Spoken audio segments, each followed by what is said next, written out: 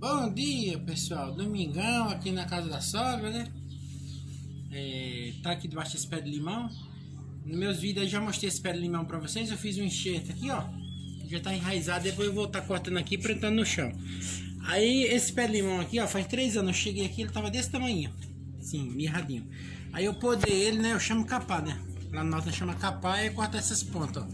Lá no norte nós chama capar. Aí quando nós corta essas pontas assim, ó. Então eu podei ele, como é que tá hoje, ó? Ó, que maravilha.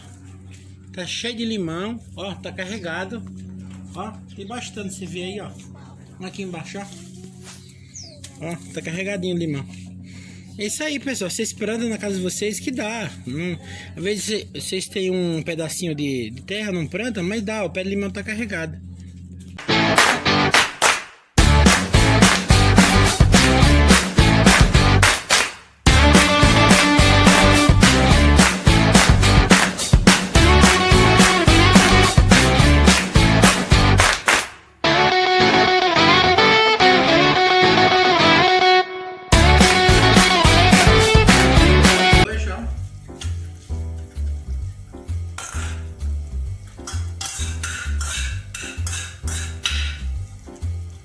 Vocês que moram em república, né, que tá longe de casa, trabalha fora, quiser fazer uma receita rápida assim, se você não tiver estrogonofe para fazer, você faz o seu miojo com salsicha, pica uma cebolinha, joga um coentro, pode estar fazendo com a calabresa, aí você vai fazer do seu jeito.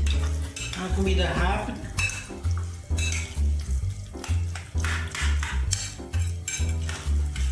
E aqui também esse miojo, você pode estar comendo com pãozinho também, corta o pãozinho.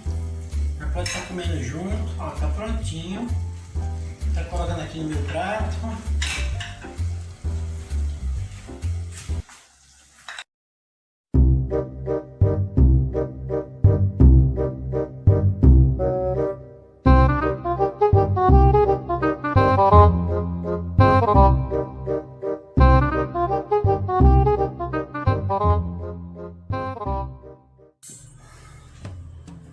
Olha, pessoal, tá pronto o miojo, tá? Eu usei aqui 2 miojos, uma linguiça toscana estava pré-frita já, eu usei um pouco de estrogonofe sobrou do almoço, cozinhei o macarrão só na água, escorri o macarrão, o miojo ali na pia, aí deixei só o macarrão, coloquei junto e fiz essa receita deliciosa. Vamos ver se tá prestando, né?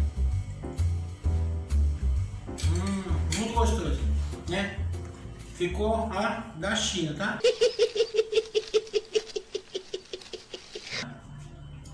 Ok, pessoal? Já dá um like aí no canal, um joinha, se inscreva.